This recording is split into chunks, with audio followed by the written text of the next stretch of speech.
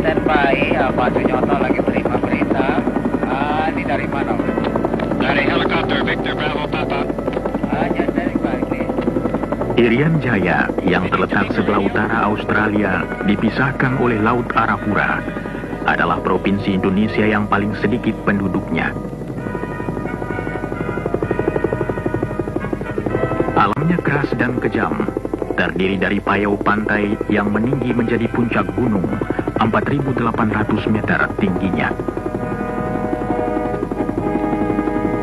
Pada tahun 1967, Freeport Indonesia datang kemari menambang biji tembaga di tengah-tengah pegunungan Jayawijaya. Pegunungan ini yang terletak hanya 4 derajat selatan Khatulistiwa sejak berabad-abad lamanya ditimbuni salju. Lama-kelamaan salju membeku, membentuk lapangan es gletser. Es ini sama tuanya seperti adat istiadat suku Amungme dan Damal.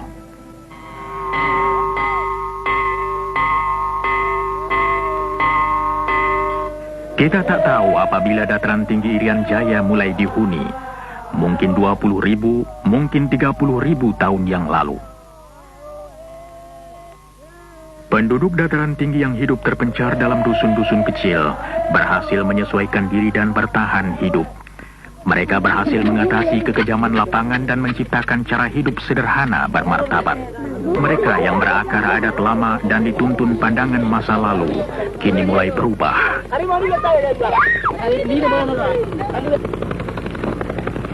Beberapa penduduk desa mulai sadar akan adanya dunia yang lebih luas. Pada tahun 1981, Gunung Biji Timur mulai menghasilkan biji tembaga yang berkadar tinggi. Pertambangan bawah tanah yang baru melanjutkan rencana eksplorasi dan pengembangan sumber mineral yang dimulai tahun 1967. Penjelajahan pertama Freeport dalam wilayah ini terjadi tatkala Forbes Wilson memimpin sebuah ekspedisi ke pegunungan Jayawijaya.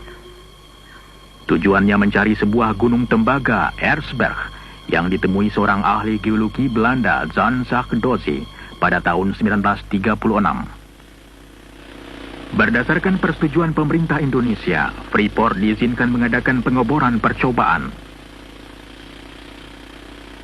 Endapan biji diperkirakan 33 juta ton. Freeport memutuskan melaksanakan pengelolaan proyek raksasa ini. Direncanakan untuk membangun 6 wilayah kerja, pelabuhan untuk pengampalan biji, daerah persiapan 18 km di hulu sungai, lapangan terbang 43 km dari pantai, sebuah kota 109 km dari pantai, tempat pengelolaan biji 118 km dari pantai dan tambang 1,5 km ke dalam lagi pada ketinggian 3.600 meter. Untuk menghubungi semua tempat, dibangun sebuah jalan yang 99 km panjangnya, melalui hutan di tanah datar sampai ke daerah puncak gunung. Bagian terakhir dari tempat pengolahan ke tambang berupa kereta gantung. Perencanaan, pembelian bahan dan pembangunan dapat dimulai pada awal 1970. Kemah 1 menjadi tempat bermulanya proyek. Sebelum dapat dibangun basis yang tetap di pedalaman, peralatan dan bahan untuk pegunungan diberangkatkan dari Kemah 1.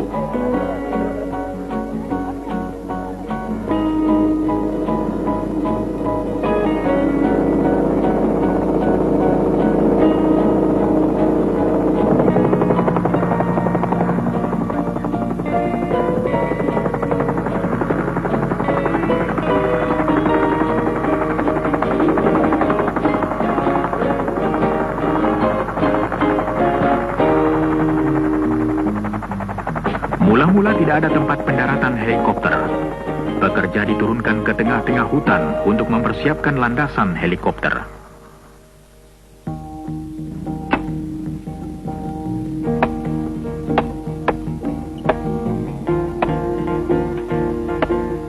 Sembilan belas perkemahan dibangun sepanjang daerah pembangunan, disusul kemah barang menurut kemampuan logistik.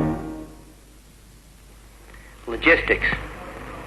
If we needed a pound of nails, The closest hardware store was 600 Logistik miles. bila kami memerlukan paku setengah kilogram, maka toko yang paling dekat di Darwin, 1000 km seberang laut Arafura. 22 years of construction, I've been all over the world, and I've yet to see a place equal to this. Selama 22 tahun saya bekerja di bidang pembangunan, baru kali ini saya lihat daerah macam ini. Tiap hari hanya 4 jam cuaca baik. Selebihnya hujan es atau kabut. Usaha kami yang terpenting ialah agar semua tempat mudah dicapai. Seperti itu jembatan gantung yang kami bangun melintasi tebing. Sebelumnya 45 menit untuk sampai. Sekarang cukup jalan kaki 10 menit ke tempat tinggal. Beban paling berat yang dapat diangkut helikopter ialah 800 kg. Dan tim helikopter sangat berjasa dalam usaha membawa barang-barang untuk kami. Inilah satu-satunya cara untuk dapat memulai begitu cepat.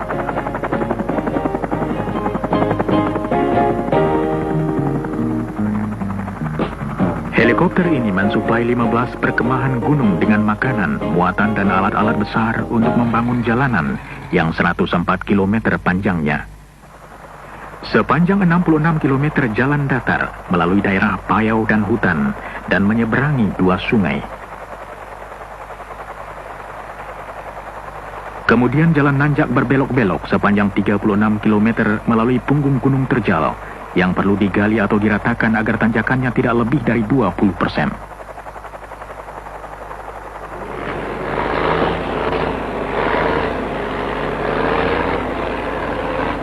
Di tempat-tempat yang terlalu sulit dilampaui terpaksa dibuat terowongan. Yang satu 1.300 meter panjangnya terowongan Hanekam, dan yang satu lagi 800 meter terowongan Zakkam. Konstruksi kedua terowongan seluruhnya ditunjang helikopter.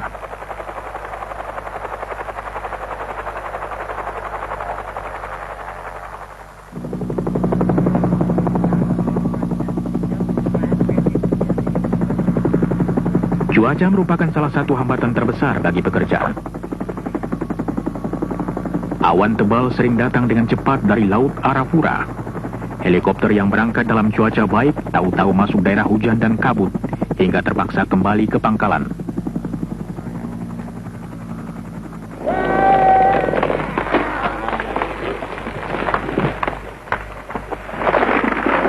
Untuk kayu, pekerja-pekerja cukup mengambilnya dari hutan sekitarnya.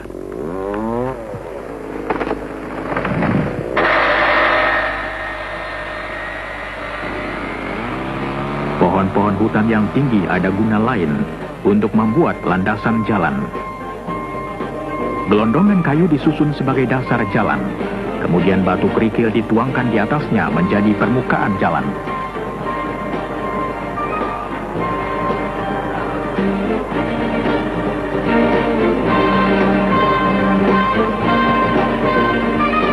Waktu jalan siap, pengangkutan beralih dari helikopter ke truk.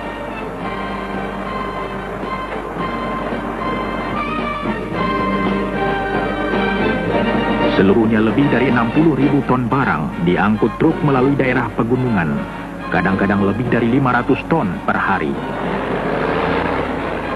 Seringkali truk memerlukan bantuan bulldozer di jalanan pegunungan.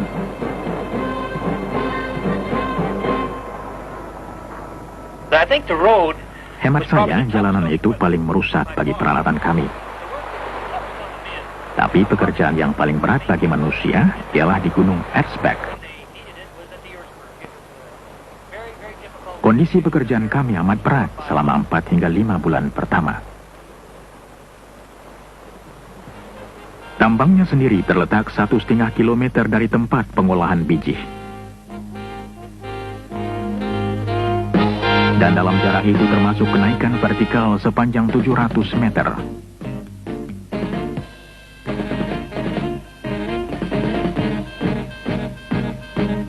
Mula-mula kedua tempat dihubungkan dengan kawat yang mengangkut pekerja dan barang-barang ringan.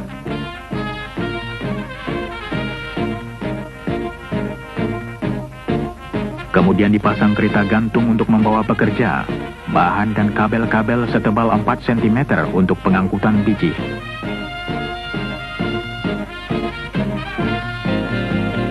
Sistem ini merupakan salah satu rentangan kabel tanpa penyangga terpanjang di seluruh dunia.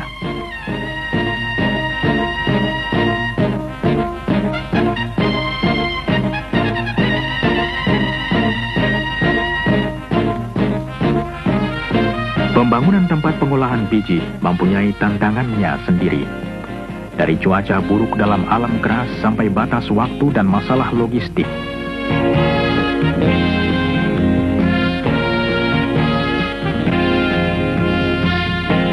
Sebuah pelabuhan baru, Amama Pare, 10 km dari laut di pinggir sungai hampir selesai. Semua fasilitas bandar laut modern harus dibangun. Dari tongkang-tongkang dan tambatannya, sampai alat pembawa barang dan pemuat kapal.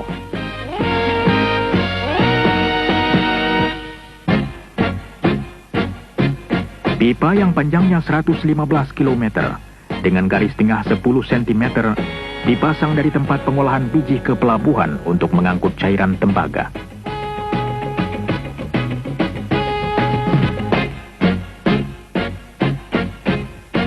Cairan kental endapan tembaga dalam pipa dipompa mula-mula untuk melewati punggung gunung.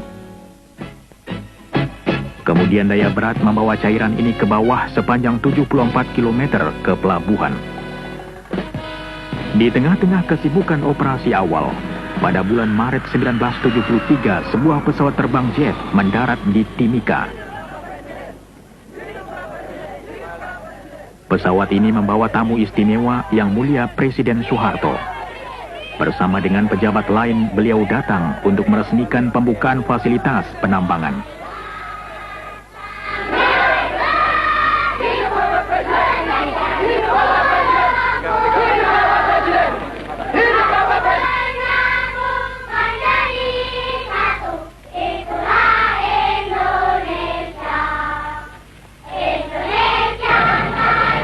Dalam suatu upacara resmi, Presiden Soeharto mengatakan bahwa usaha ini merupakan pelopor penanaman modal asing di Indonesia.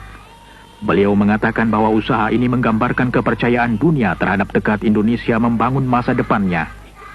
Kepercayaan ini merangsang datangnya investor-investor lain ke Indonesia.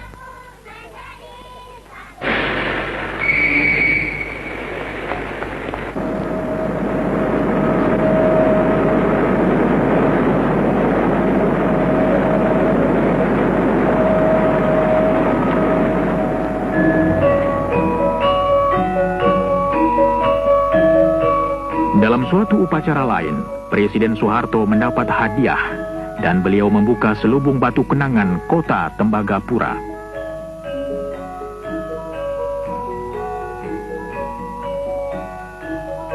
Sekarang, 10 tahun setelah mulai dibangun, kota ini berpenduduk 3.500 dan terus berkembang.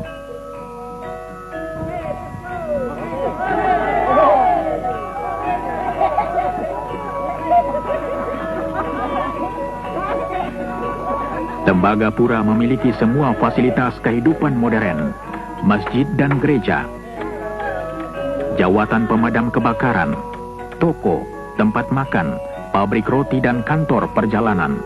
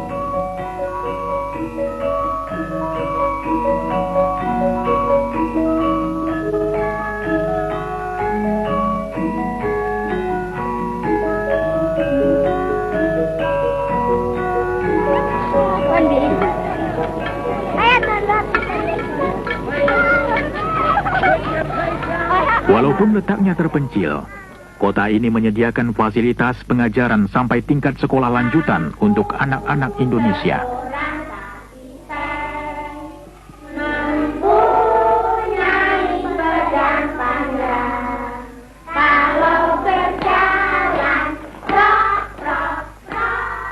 Klinik bayi dan jasa kesehatan lain disediakan untuk pegawai dan keluarga mereka.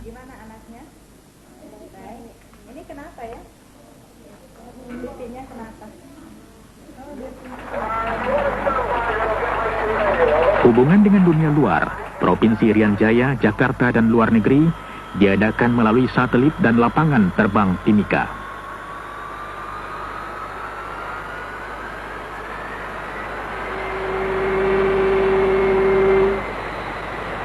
Segala sesuatu harus diimpor, diturunkan dari kapal, dan dibawa dengan tongkang ke PET 11 untuk kemudian diangkut ke daerah pegunungan.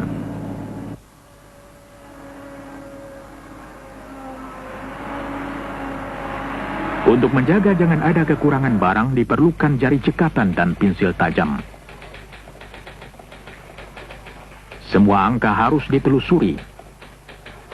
Peralatan dipelihara dan dibetulkan. Untuk menjaga kelancaran kerja diperlukan salah satu tim karyawan yang paling besar di Indonesia. Tambang tembaga ini adalah satu-satunya tambang tembaga di negeri ini. Itu akan berarti juga akan menambah devisa, selain tentu saja merupakan tempat pendidikan tenaga-tenaga ahli yang terampil di dalam bidang pertambangan, dan juga menambah kesempatan kerja dan menambah pendapatan pemerintah selain dari devisa juga tentu dengan pajak dan lain-lain.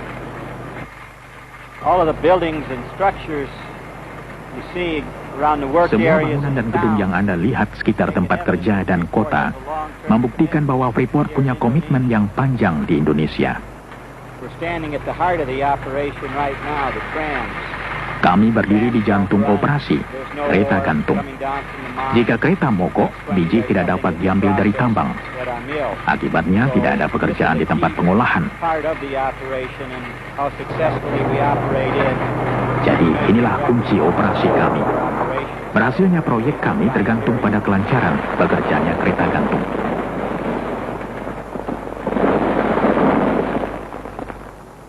Sejak kami mulai, kereta gantung telah menurunkan seluruh isi Gunung Bijih.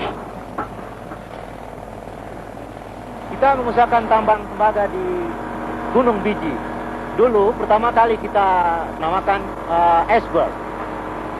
Kita telah memproduksi biji tembaga sebanyak kurang lebih 19 million ton. Sementara itu, tim eksplorasi melanjutkan pencarian biji baru. Usaha mereka berhasil, sumber baru ditemui 1 kilometer sebelah timur dari tempat semula, disebut Gunung Bijih Timur.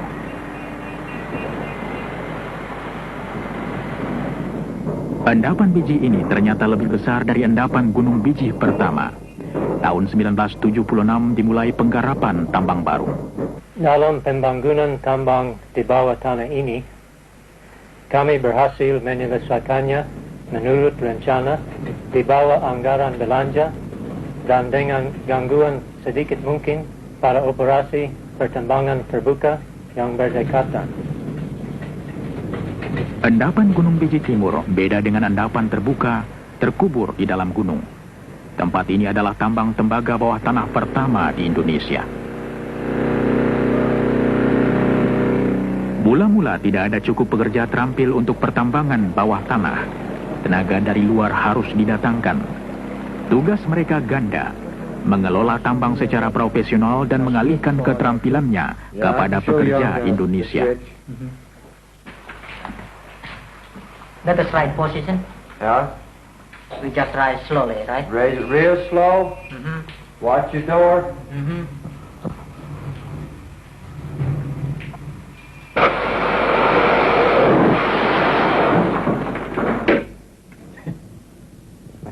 Silakan pakai itu.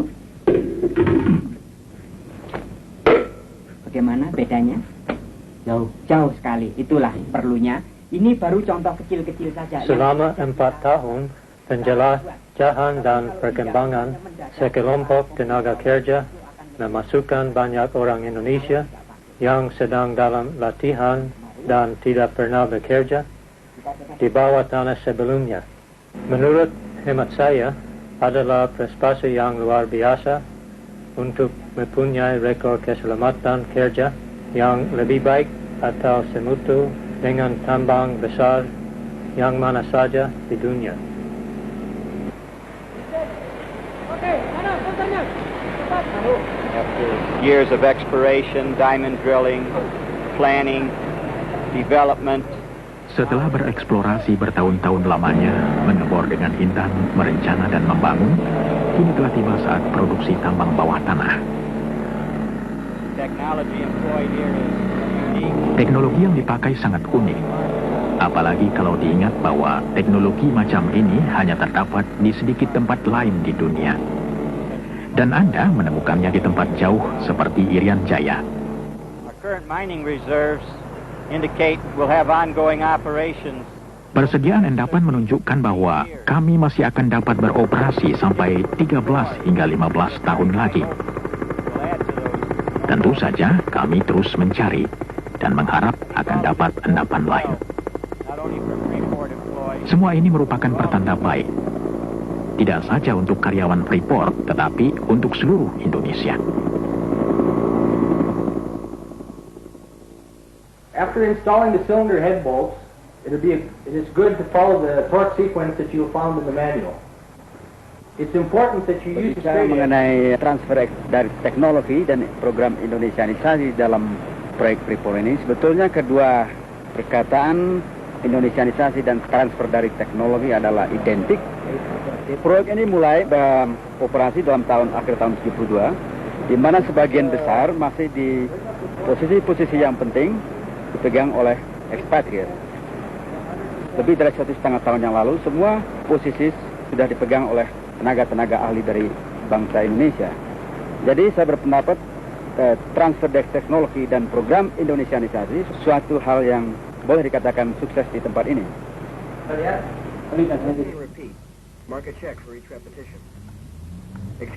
Pengalihan keterampilan dicapai dengan latihan sambil kerja dan dalam bengkel-bengkel kerja. Split motor terdiri dari rotor, kemudian motor ini adalah di start yang dari dalam tank, diisap oleh pompa.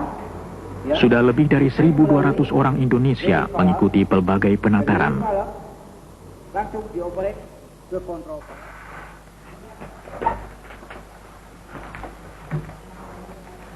Paru-paru kiri dan paru-paru kanan, ya. Keterampilan dan pengetahuan pegawai kesehatan pun ditingkatkan terus-menerus. Tentu mereka tidak bekerja melulu, cukup kesempatan untuk rekreasi. Kemudian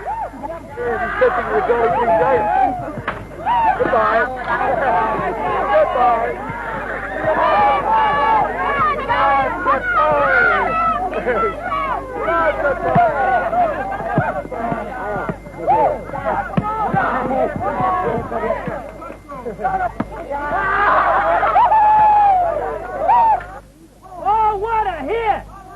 All right! Easy! Oh, second ball!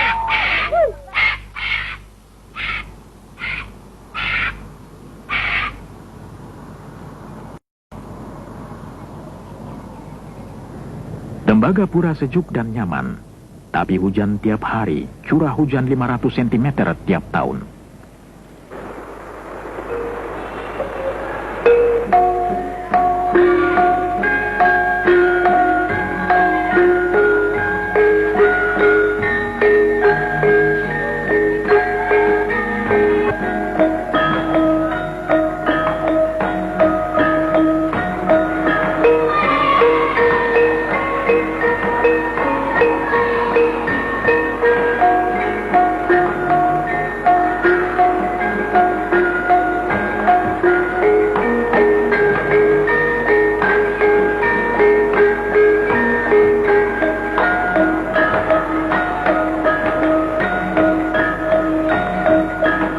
Semangat tak luntur dan pekerjaan proyek jalan terus. Fungsi daripada government relations adalah sebagai penghubung di antara perusahaan dengan pemerintah, baik di pusat maupun di daerah. Untuk ini kami bekerja sama dengan pemerintah daerah di Fakfak dan Jayapura, serta juga dengan Kementerian Riset dan Teknologi di Jakarta, untuk membuka daerah pertanian yang baru, daerah resettlement yang baru di daerah pantai, di daerah dataran rendah, memberikan pelayanan kesehatan, pendidikan, dan juga bantuan penyuluhan pertanian. Sejak hadirnya Freeport di daerah ini, Freeport telah berusaha untuk meningkatkan sosioekonomik standar dari penduduk setempat di sini, yaitu melalui program pendidikan, program kesehatan, dan ada kesempatan bekerja bagi penduduk asli di sini. Sekarang ini, program bantuan bagi penduduk asli ini sedang disentralkan di Timika dengan satu program bantuan antara pemerintah daerah dan Freeport dengan proyek yang kita sebut Resettlement Project. Di belakang ini kita bisa melihat ada toko berjalan atau mobile store. Freeport menjual setiap minggu kepada penduduk setempat ini bahan-bahan pokok yaitu beras, minyak goreng, sabun, dan lain sebagainya untuk keperluan penduduk setempat di sini. Juga di sebelah sana kita bisa melihat ada klinik, itu kita memberikan pengobatan cuma-cuma kepada penduduk setempat. Ada 3 klinik di proyek ini dengan pelayanan pengobatan cuma-cuma.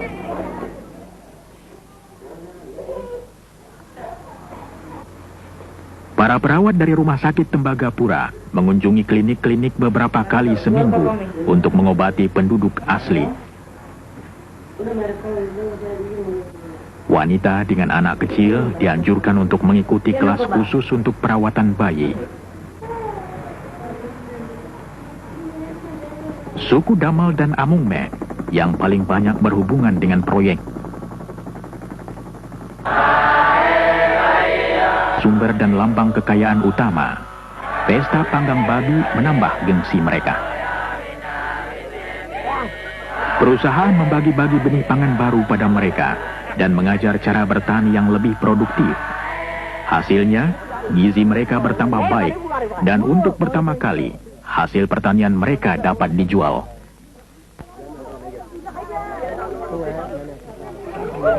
Dengan masuknya proyek ini ke daerah ini, tentu akan menimbulkan sedikit tegangan karena kita membawa teknologi yang zaman luar angkasa ke daerah yang terbelakang.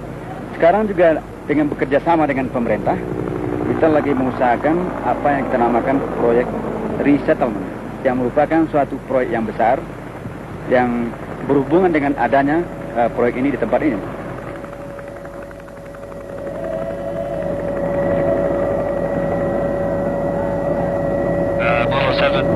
Victor Bravo Romeo, we're overhead 74 now, making approach to the Ertsberg. Persediaan biji dalam Gunung Bijih Timur diperkirakan dapat bertahan sampai 15 tahun. Untuk mengelola tambang tersebut diperlukan sistem penggalian yang rumit yang disebut block caving. Block caving can be described Block caving dapat digambarkan dengan menjungkir balikkan tambang terbuka, menjatuhkan biji melalui terowongan, untuk kemudian diambil dan diangkat ke permukaan tanpa banyak kerja tambahan.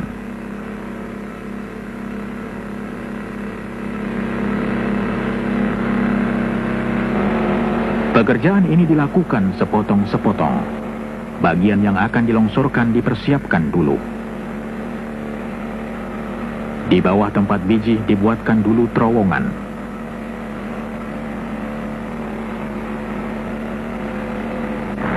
Kemudian bagian-bagian yang mengandung biji diledakkan. Ledakan ini menyebabkan lapisan yang mengandung biji kehilangan penyangga dan roboh.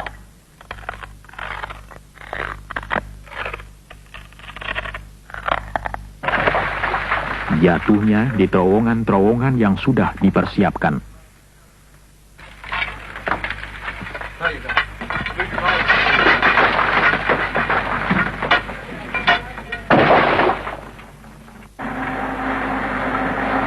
Dari sana, potongan-potongan diangkut ke tempat pengumpulan di luar.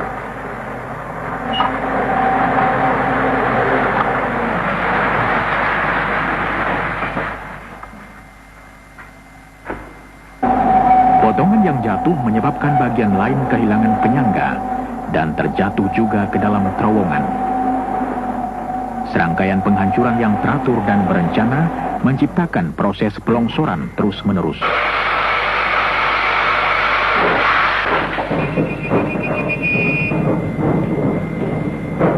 Kereta api listrik mengangkut biji ke tempat pengolahan.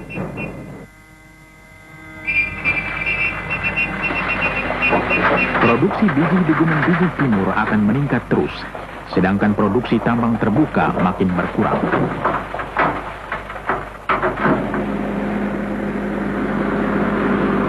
biji kasar dari kedua tambang dibawa ke tempat penghancuran yang sama.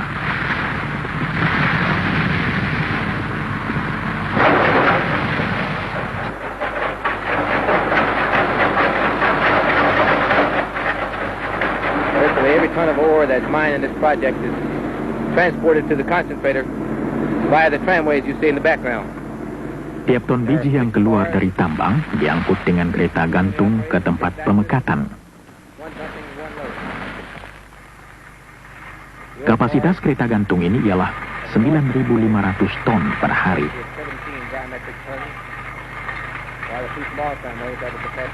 6 kereta bergerak terus-menerus, 1 diantaranya menuang, 1 diisi. Kabel gantung kereta tersebut panjangnya 58 km. Anda dapat mengerti bahwa kesulitan utama ialah memelihara sistem gantung ini. Tiap kabel diperiksa 1 kali seminggu. Hampir tiap bulan ada kabel yang perlu diganti.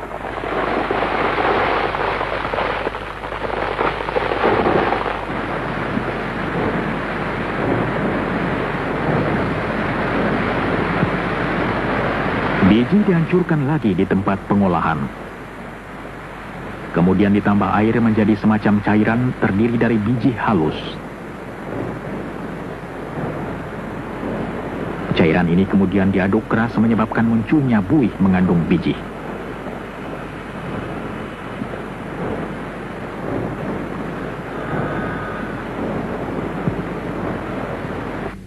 Bahan ini kemudian diperiksa dalam laboratorium untuk menentukan kadar tembaga, emas, dan perak.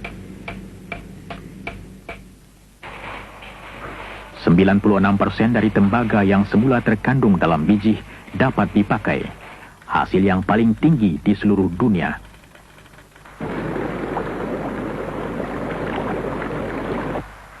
Logam yang terdapat dalam buih dipisahkan, dijadikan cairan kental lagi dan disedot melalui pipa ke pelabuhan.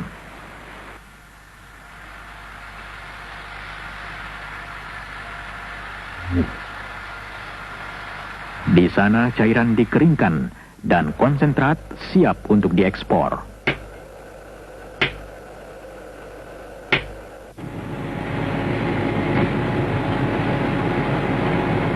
Konsentrat ini dituang dalam palka kapal.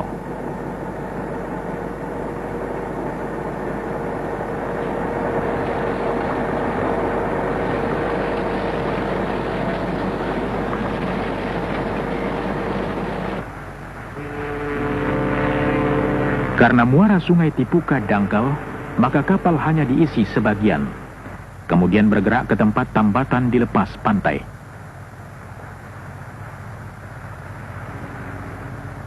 Di sana sisa konsentrat tembaga dipindahkan dari tongkang sampai kapal penuh. Juga Freeport mendatangkan kapal-kapal supply dari Australia yang membawa makanan, plus bahan-bahan pelumas dan onderdil. Kemudian juga dari Singapura sekali sebulan, dan juga kapal tanker yang membawa diesel sekali sebulan. Rata-rata tonnage yang di handle di pelabuhan adalah 6.300 metric tons. Saya datang ke Freeport sini tahun 1974 sebagai Assistant Port Superintendent dan bekerja di Amamapare, pelabuhan. Di Port Said sekarang ini, atau Amamapare, sekarang ada 300 penduduk. Di situ juga terdapat masjid, gereja, dan juga sekolah dengan 40 anak murid. Di samping itu juga ada taman kanak-kanak.